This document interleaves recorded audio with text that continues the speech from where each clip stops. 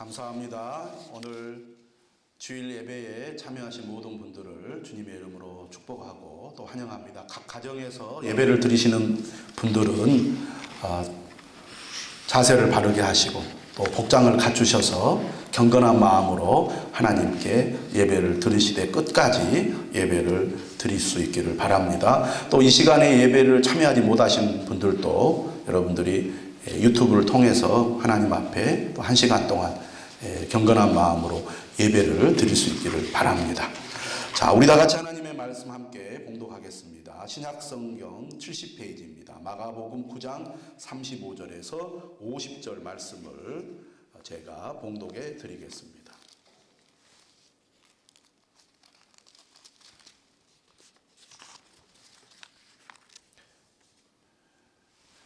예수께서 앉으사 12제자를 불러 이르시되 누구든지 첫째가 되고자 하면 무사람의 끝이 되며 무사람을 섬기는 자가 되어야 하리라 하시고 어린아이 하나를 데려다가 그들 가운데 세우시고 안으시며 제자들에게 이르시되 누구든지 내 이름으로 이런 어린아이 하나를 영접하면 곧 나를 영접함이요 누구든지 나를 영접하면 나를 영접함이 아니요 나를 보내신 이를 영접함이니라. 요한이 예수께 여짜오되 선생님 우리를 따르지 않는 어떤 자가 주의 이름으로 귀신을 내쫓는 것을 우리가 보고 우리를 따르지 아니하므로 금하였나이다. 예수께서 이르시되 금하지 말라. 내 이름을 의탁하여 능한 일을 행하고 즉시로 나를 비방할 자가 없느니라. 우리를 반대하지 않는 자는 우리를 위하는 자니라. 누구든지 너희가 그리스도에게 속한 자라 하여 물 한 그릇이라도 주면 내가 진실로 너희에게 이르노니 그가 결코 상을 잃지 않으리라. 또 누구든지 나를 믿는 이 작은 자들 중 하나라도 실족하게 하면 차라리 연자맷돌이 그 목에 매어 바다에 던져지는 것이 나으리라. 만일 내 손이 너를 범죄하게 하거든 찍어버리라. 장애인으로 영생에 들어가는 것이 두 손을 가지고 지옥 곧 꺼지지 않는 불에 들어가는 것보다 나으니라. 만일 내 발이 너를 범죄하게 하거든 찍어버리라. 다리 저는 자로 영생에 들어가는 것이 두 발을 가지고 지옥에 던져지는 것보다 나으니라. 만일 내 눈이 너를 범죄하게 하거든 빼버리라. 한 눈으로 하나님의 나라에 들어가는 것이 두 눈을 가지고 지옥에 던져지는 것보다 나으니라. 거기에서는 구더기도 죽지 않고 불도 꺼지지 아니하느니라. 사람마다 불로서 소금치듯 함을 받으리라. 소금은 좋은 것이로되 만일 소금이 그 맛을 잃으면 무엇으로 이를 짜게 하리요. 너희 속에 소금을 두고 서로 화목하라 하시니라. 아멘. 자, 오늘 예배에 참여한 모든 분들에게 하나님의 은혜가 가득하시기를 바랍니다. 광복절 노래를 여러분들 혹시 아실지 모르겠습니다. 흙 다시 만져보자 바닷물도 춤을 춘다 이렇게 시작하는 노래인데요. 일제시대에도 흙은 그대로 흙이고 바닷물은 그대로 바닷물인데 광복 후에 흙과 바닷물, 광복 전에 흙과 바닷물이 다르더라는 것입니다.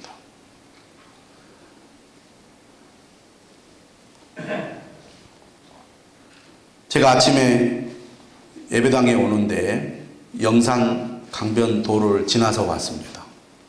개나리가 만발하고 벚꽃이 피기 시작했습니다. 하루 이틀만 지나도 활짝 필 것 같은 그런 모습인데요. 이렇게 아름다운 꽃을 보면서도 별로 기쁘거나 반갑지가 않습니다. 꽃은 피는데 바이러스의 자유를 빼앗겨서 꽃을 봐도 기쁘질 않습니다.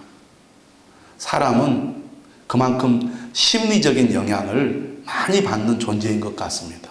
마음이 평안하고 자유가 있어야 세상의 것들도 아름답게 보이는데 마음의 자유를 빼앗기니까 좋은 것을 보아도 좋은 줄 잘 모르는 그런 지금 삶을 우리가 살고 있습니다. 저는 이런처럼 어려운 때에 무엇보다도 하나님의 말씀을 가까이 하고 하나님과 교제하는 삶을 살기를 고면합니다. 아무리 상황이 좋지 않고 어렵다 할지라도 하나님이 주시는 평안과 하나님이 주시는 자유가 힘든 이런 시기를 능히 이기도록 도와주기 때문입니다. 하나님의 은혜 아래에 있을 때 우리는 자유를 누릴 수 있습니다. 지금 우리는 자유롭게 예배당에 와서 예배를 드리지도 못하고 성도들이 함께 모여서 믿음의 교제도 자유롭게 하지 못하는 참으로 어려운 때를 보내고 있습니다. 저는 이런 어려운 때 우리 성도들의 믿음이 약해지거나 또 흐트러지지 않았으면 하는 마음이 간절하거든요. 오히려 이렇게 모일 수 없는 때에 우리 성도들이 더욱더 적극적으로 하나님을 가까이 하고 신앙생활을 하면 좋겠다, 그런 생각을 하고 있습니다. 그래서 지금 온라인으로 새벽 말씀을 계속 우리 성도들에게 보내드리고 있는데, 제가 지난주부터 그렇게 새벽 예배를 통해서 말씀을 드렸습니다. 모든 성도들이 날마다 말씀을 듣고 묵상하는 삶을 실천합시다. 이렇게 힘들 때, 모이기가 어려울 때 더 적극적으로 우리가 신앙생활을 하자는 것입니다. 저는 지금 우리가 마가복음 말씀을 계속 함께 나누고 있는데, 그동안 말씀을 잘 듣지 못했던 분들도 유튜브를 통해서 마가복음 말씀을 차례차례 들어보시기를 권면하고, 또 내일부터 또 시작되는 사순절 새벽 기도의 말씀도 여러분들이 날마다 좀 들을 수 있기를 바랍니다. 은혜가 안 됩니다, 이렇게 말하는 분들도 있을 수 있습니다. 여러분들 겸손한 마음으로 마음을 열고 하나님의 말씀이다 이렇게 믿고 들으신다면 반드시 말씀을 통해서 하나님이 주시는 은혜가 있을 것이라고 믿습니다. 모든 성도들이 날마다 하나님의 말씀을 듣자. 여러분들이 그렇게 실천해 주시고 또 서로 권면해 주시고 또 함께 말씀을 나누는 적극적인 말씀 생활, 신앙생활을 할 수 있기를 부탁을 드립니다. 4월 6일부터 고난주간이 시작이 됩니다.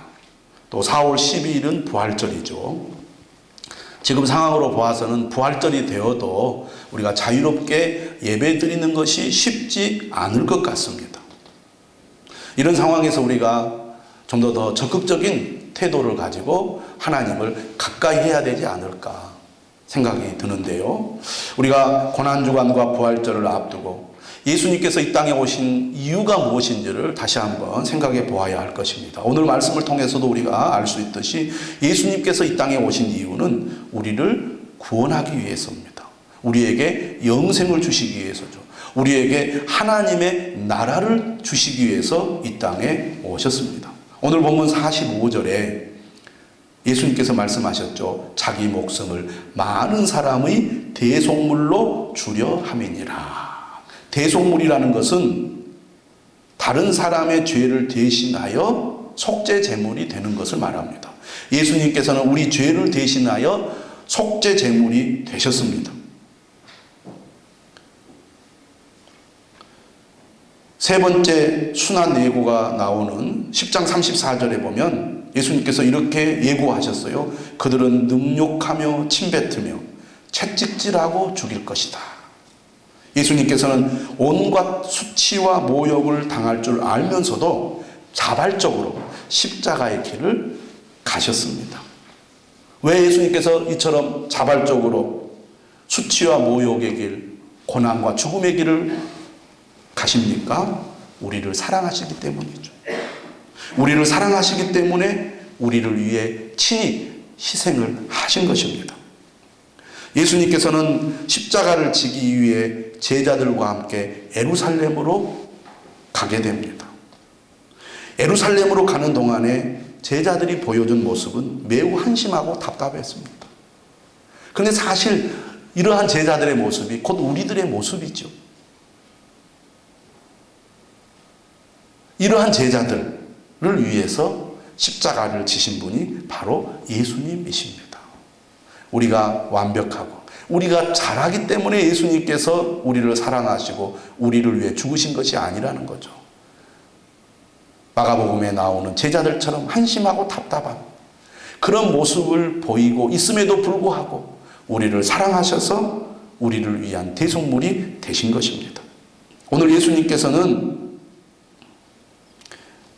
우리가 지옥에 가지 않기를 바라고 있습니다. 우리 모두 영생을 얻고 하나님 나라에 들어가기를 원하신 분이 예수님이십니다.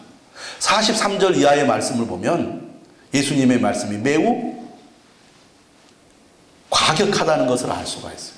마치 공포영화를 보는 것 같습니다. 43절에 이렇게 말씀하시죠. 만일 내 손이 너를 범죄하게 하거든 찍어버리라. 장애인으로 영생에 들어가는 것이 두 손을 가지고 지옥 곧 꺼지지 않는 불에 들어가는 것보다 나으니라. 내 손이 너를 범죄하게 하거든 찍어버리라는 거예요. 45절에도 말씀합니다. 만일 내 발이 너를 범죄하게 하거든 찍어버리라. 다리 저는 자로 영생에 들어가는 것이 두 발을 가지고 지옥에 던져지는 것보다 나으니라.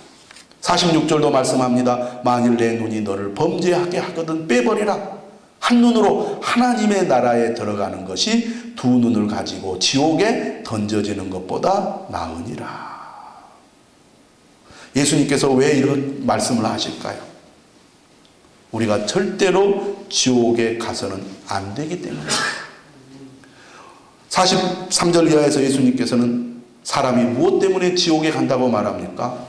죄 때문에 지옥에 간다고 말씀하고 있습니다.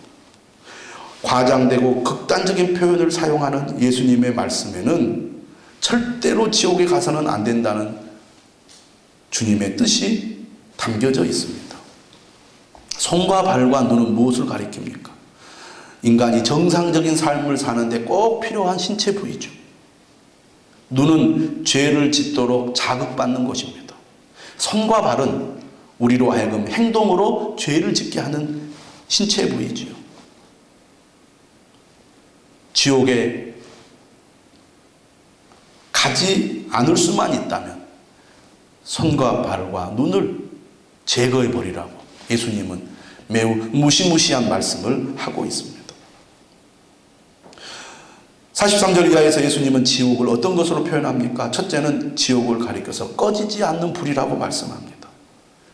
또 48절에서는 구더기도 죽지 않고 불도 꺼지지 않는 것이라고 말씀해요. 이 말씀의 의미는 무엇입니까? 지옥의 고통은 영원히 계속된다는 것입니다. 고통이 영원히 계속되는 곳, 그것이 지옥인 거죠. 여러분, 우리가 힘든 일을 겪어도 끝이 있다는 것을 알기 때문에, 조금만 참으면 된다는 것을 알기 때문에 견딜 수 있습니다. 그러나 지옥의 고통이 영원히 계속된다면 상상하기가 어려운 것이죠. 오늘 예수님께서는 지옥을 가리켜서 죄인들이 들어가는 장소로 표현을 합니다. 43절에 뭐라고 말해요? 지옥 곧 꺼지지 않는 불에 들어가는 것보다 나으니라. 또 48절에서는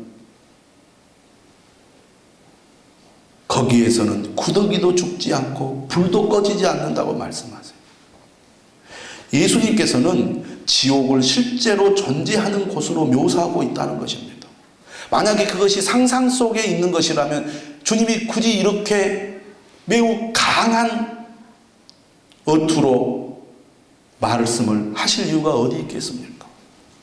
실제로 존재하는 곳이기 때문에, 절대로 가서는 안 되기 때문에 예수님께서는 손이 없어지고 발이 없어지고 눈이 없어지더라도 지옥에 가서는 안 된다고 말씀하고 있는 것입니다.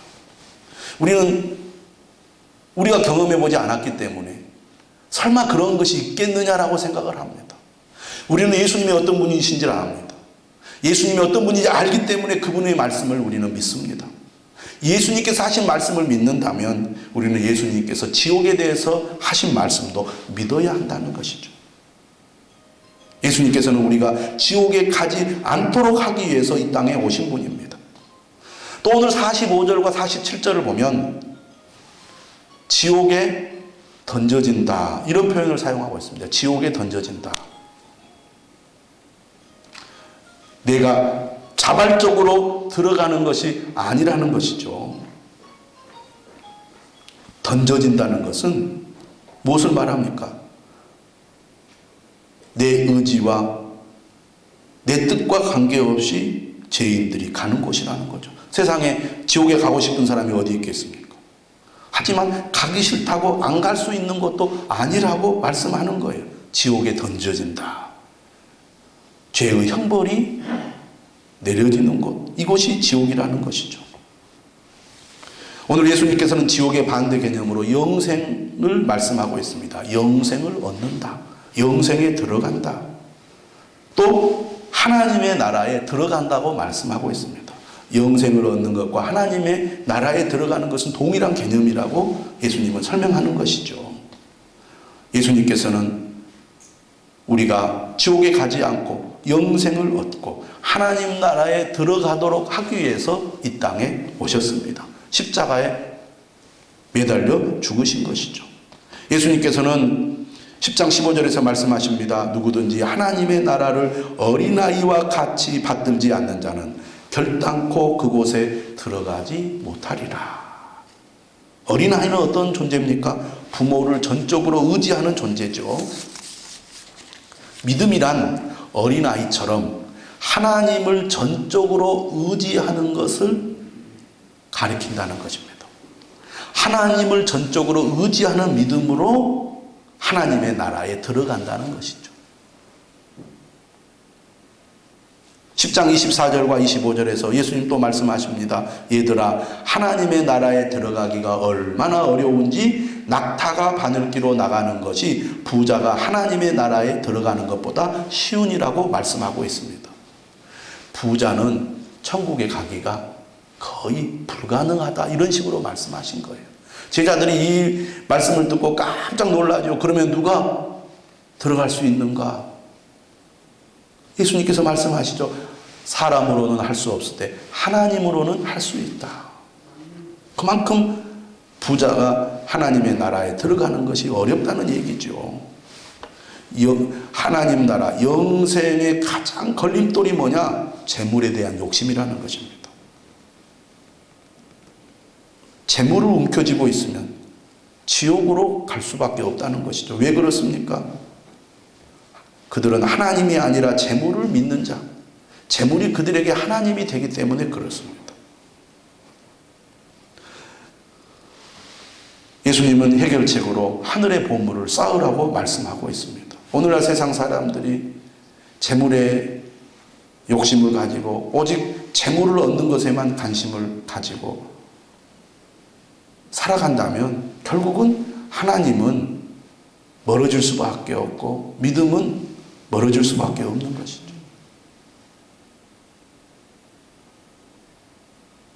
오늘 예수님께서는 우리가 죄 때문에 지옥에 가는 것을 원하지 않으십니다. 간절한 마음으로 절대로 지옥에 가서는 안 된다고 말씀하십니다.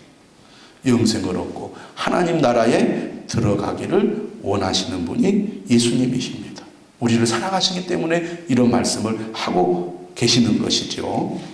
오늘 우리가 읽은 이 본문은 예수님께서 3번에 걸쳐서 순환예고를 하는 그 과정에서 제자도에 대해서 가르치신 말씀 중에 한 본문입니다. 8장 후반부부터 10장 마지막까지 예수님께서 제자도에 대해서 말씀하셨는데 이번 주 말씀 가운데 2번이나 반복해서 가르치신 주제가 바로 섬김입니다. 섬김. 오늘 본문 35절에 말씀하시죠. 누구든지 첫째가 되고자 하면 무사람의 끝이 되며 무사람을 섬기는 자가 되어야 하리라. 예수님께서 말씀하시는 참된 제자도의 정신은 성공이 아니라 섬김이라는 것입니다. 제자들이 추구해야 할 삶의 목표는 1등이 되는 것이 아니라고 분명하게 가르쳐 주고 있습니다.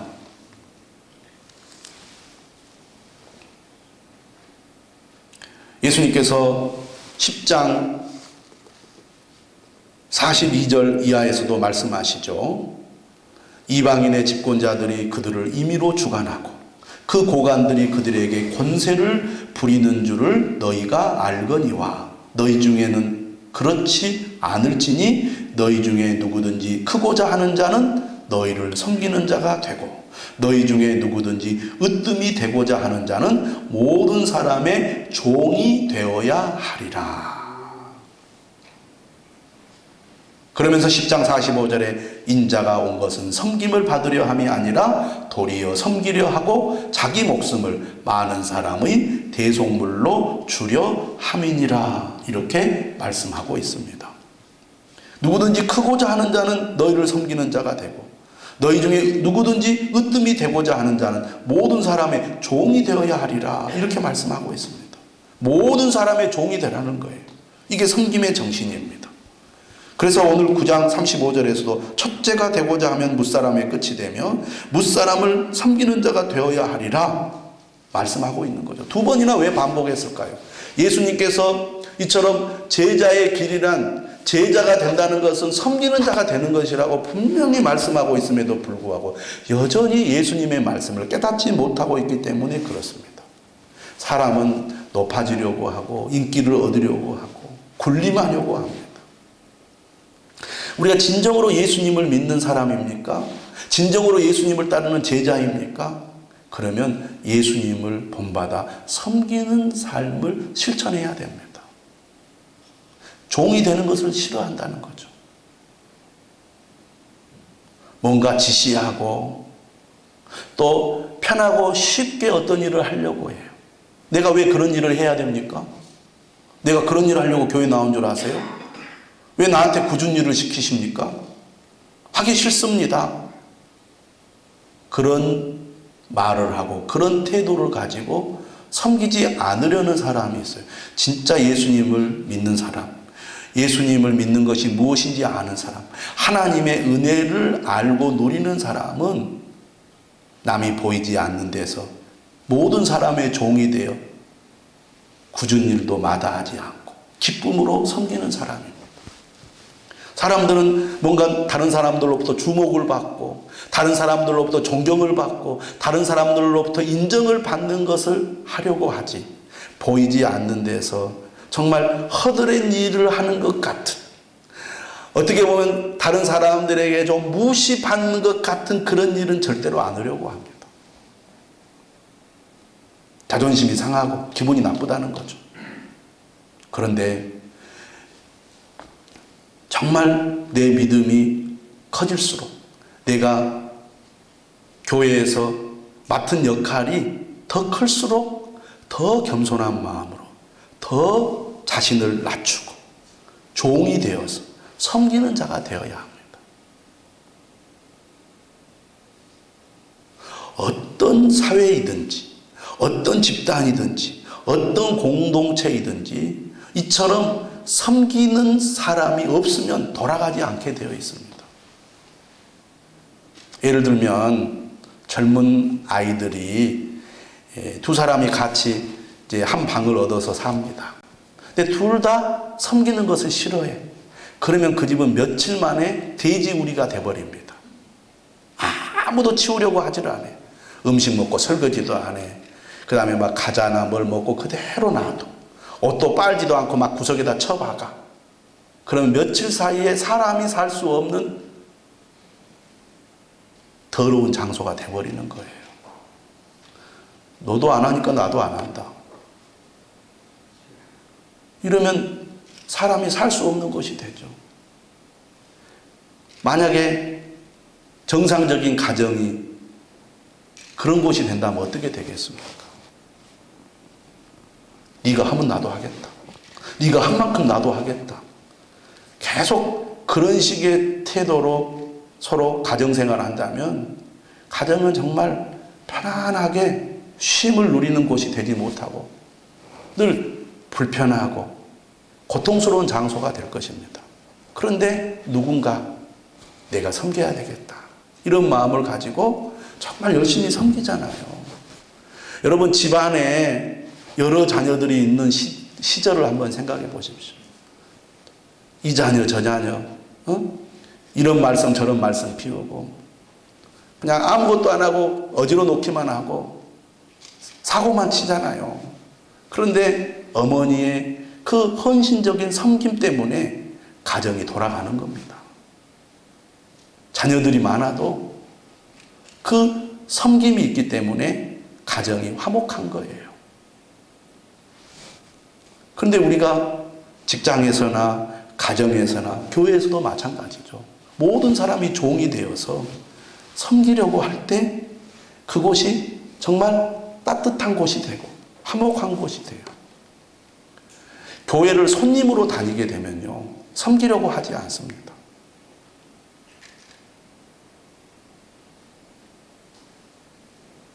교회가 뭔가 내게 이익을 주는, 직접적인 이익을 주는 어떤 그런 곳으로 여겨져서는 안 되겠습니다. 누구나, 목회자를 비롯해서 누구나 우리가 예수 그리스도의 이름으로 모여서 하나님을 섬기고 또 함께 믿음의 삶을 사는 공동체잖아요.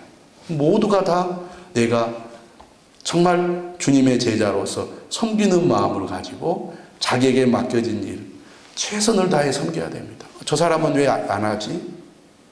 나는 열심히 하는데 왜 저 사람 안 하지? 그럼 나도 안 할 거야. 이런 식으로 상대방이 하는 것을 보고 나도 안 하겠다는 이런 이기적인 마음을 가지면 공동체는 엉망진창이 되는 거죠. 남들은 안 해도, 열심히 안 해도 내가 정말 주님의 은혜를 받은 자로서 섬기는 그런 자세로 열심히 교회를 섬기고 성도를 섬길 때 거기에 하나님의 역사가 일어나는 거잖아요. 예수님께서는 누구든지 첫째가 되고자 하면 무사람의 끝이 되며 무사람을 섬기는 자가 되어야 하리라 말씀하고 있습니다. 어떤 사람들은 요령을 피웁니다. 아주 눈치를 보면서 슬슬 빠져나가기를 좋아하는 사람들도 있어요.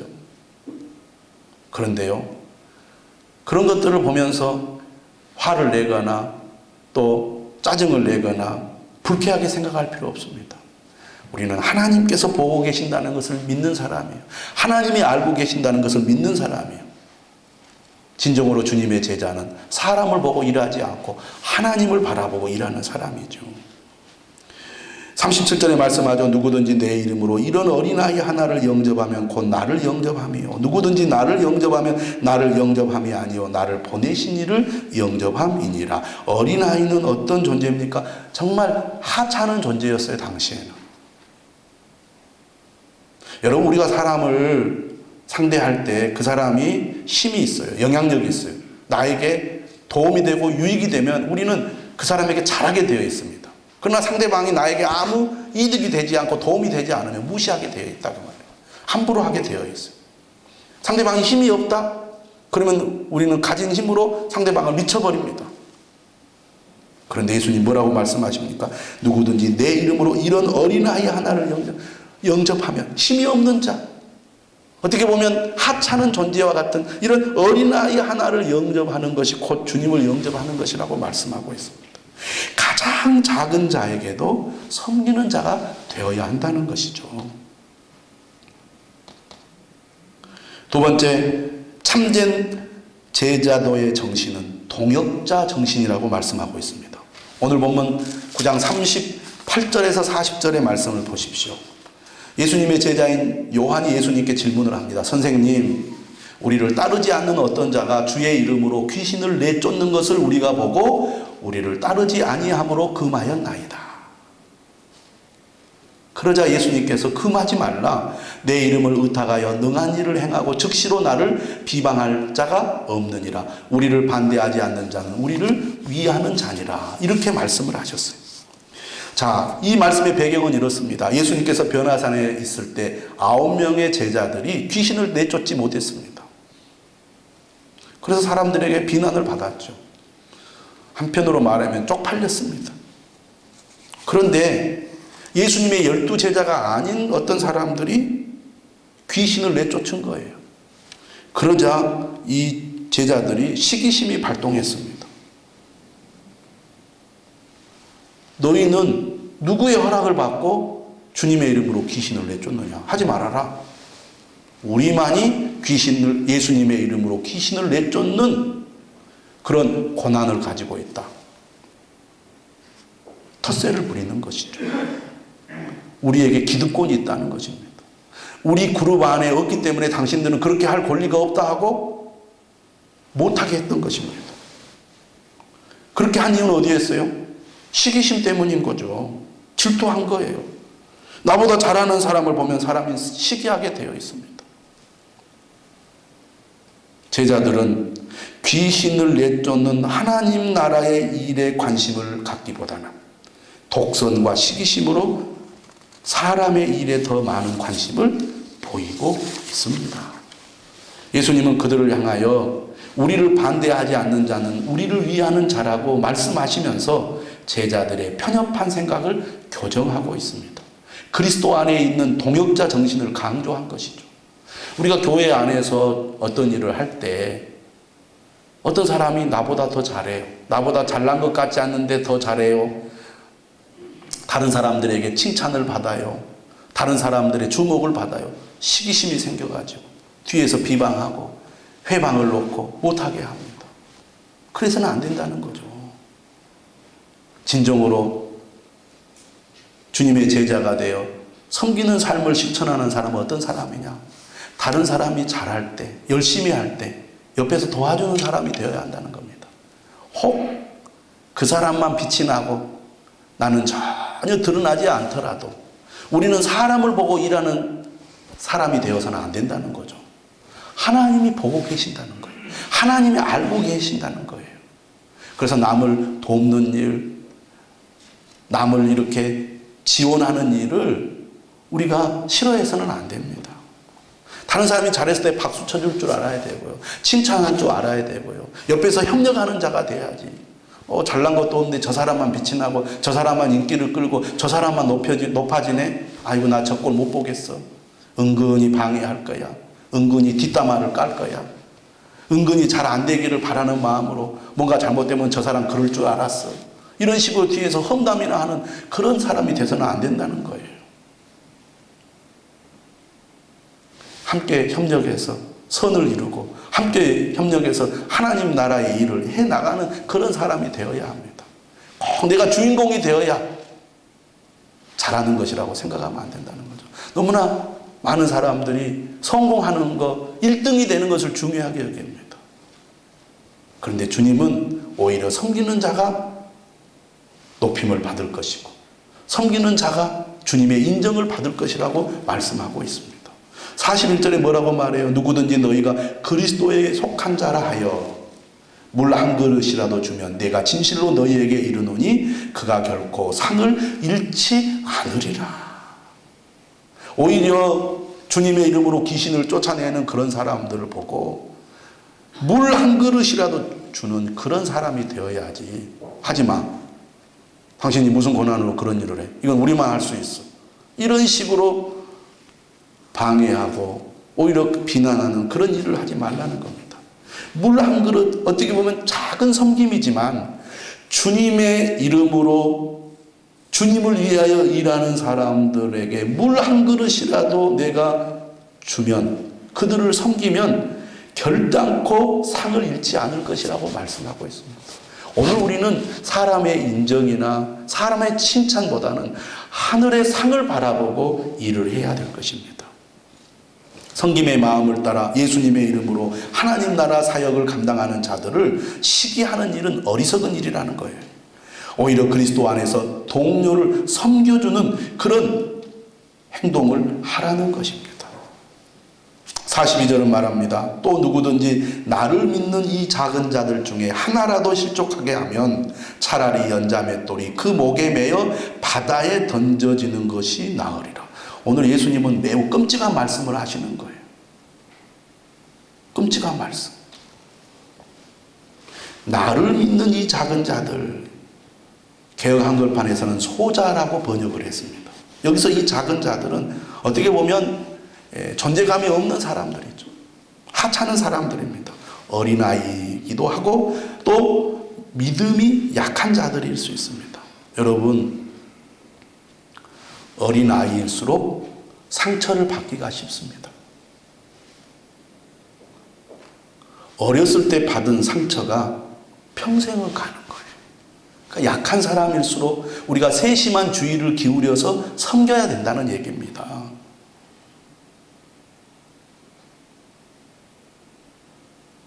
큰 집이나 작은 집에서 부모 없이 학대를 받으며 자란 아이가 어른이 되어서 큰아버지, 작은아버지를 원망하는 그런 글을 제가 읽어본 적이 있습니다.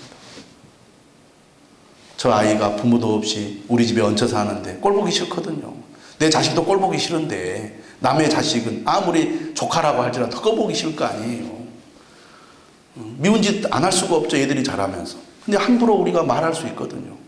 근데 그것이 평생 상처가 돼요. 그런 얘기도 제가 기억하고 있습니다. 중고등학생이 교회를 나왔어요. 선생님이 말을 함부로 했어요. 상처를 받았어요. 그 교회를 떠납니다. 어른이 되어서 말하는 거예요. 그때 선생님의 함부로 하는 말 때문에 내가 교회를 떠났다.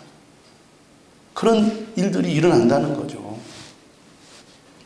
그래서 약한 자일수록 우리가 세심한 주의를 기울여서 섬겨야 한다는 것입니다.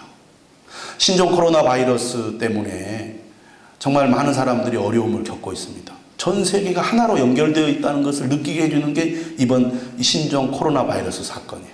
나 한 사람 때문에 전 세계 사람들이 목숨을 잃는 일이 생길 수 있다는 얘기잖아요. 그만큼 우리는 서로 연결되어 있는 삶을 사는 존재입니다. 좁혀서 얘기를 하면 나 한 사람의 부주의한 행동 때문에 우리 교회 전체가 욕을 먹을 수 있고요. 나 한 사람의 부주의함 때문에요. 한국 교회 전체가 욕을 먹습니다.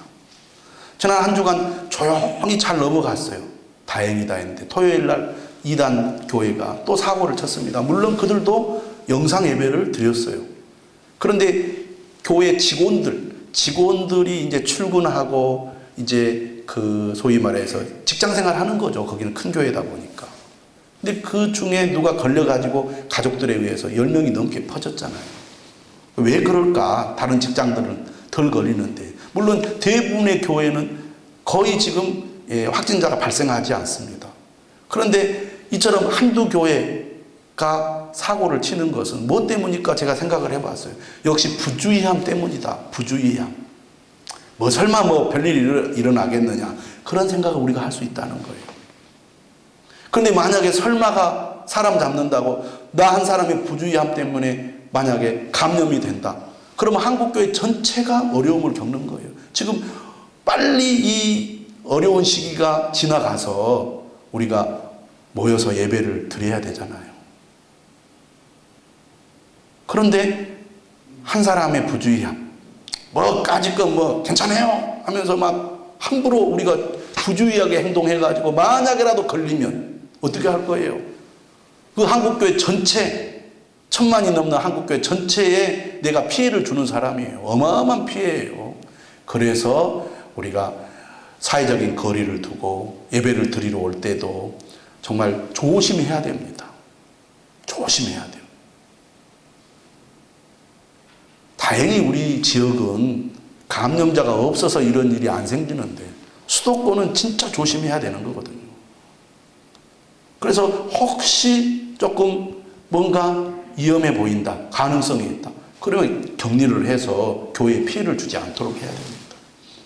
우리가 주의를 기울이고 이런 세심한 주의를 기울여서 섬김의 자세를 갖는다면 공동체 전체에 유익을 줄 수 있다는 것입니다. N번방 사건이 지난주에 큰 문제로 이슈가 됐습니다. 미성년자들을 협박해서 성착취 불법 촬영물을 만들어 공유한 사건이죠. 많은 젊은 여성 수십 명이 암호화 메시지 앱에서 성노예를 강요당한 사건입니다. 그걸 보면서 여러분 뭘 느끼셨습니까? 오늘 우리 사회가 돈을 벌기 위해서라면, 돈을 벌 수만 있다면 사회적인 약자를 학대하고 짓밟아도 된다는 생각을 하고 있어요. 내 만족을 얻을 수만 있다면 아무도 보지 않는 곳에서 사회적인 약자를 학대하고 짓밟아도 된다. 섬김의 정신이 없이 나만 잘 되면 돼, 나만 성공하면 돼, 이런 사고를 가지고 있는 한 우리 사회에 이런 문제들이 계속 일어나지 않겠습니까?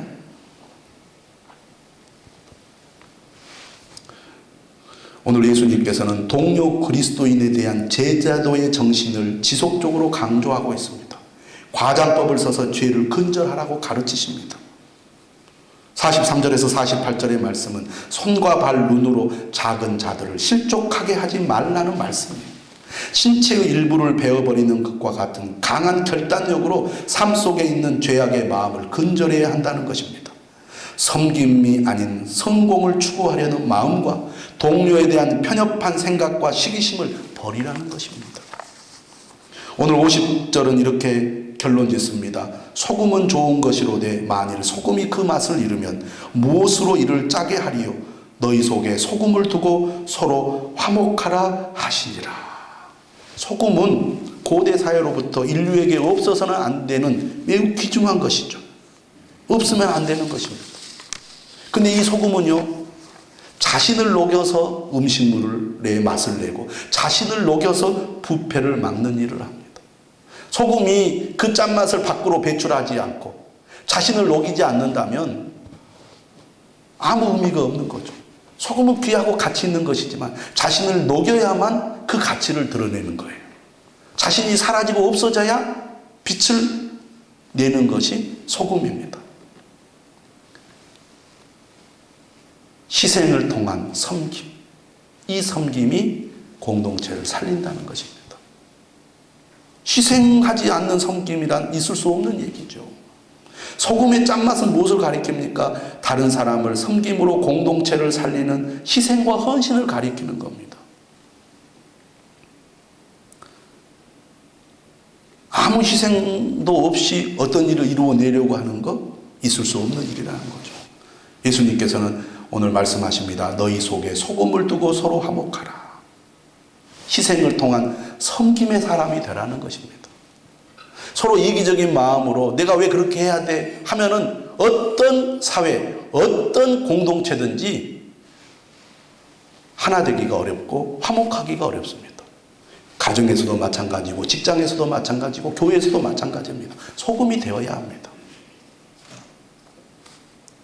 요즘 가정이 어려워지는 이유가 어디에 있어요? 소금이 되지 않기 때문이죠. 직장 생활이 힘든 이유가 어디에 있습니까? 내가 소금이 되면 직장 생활도 쉬워주는 거예요. 저 꼴 보기 싫은 것은 아무것도 안 하는데 나만 뒤치다거리 해야 돼요. 어지러 놓기만 하고 치우지도 않은데 나만 미련하게 저 뒤치다거리 하는 일 나 하기 싫어요. 일하면서도 마음이 늘 부글부글합니다. 그런데 예수님의 마음으로 내가 섬기잖아요. 그러면 그 사람이 소금이 되는 거예요.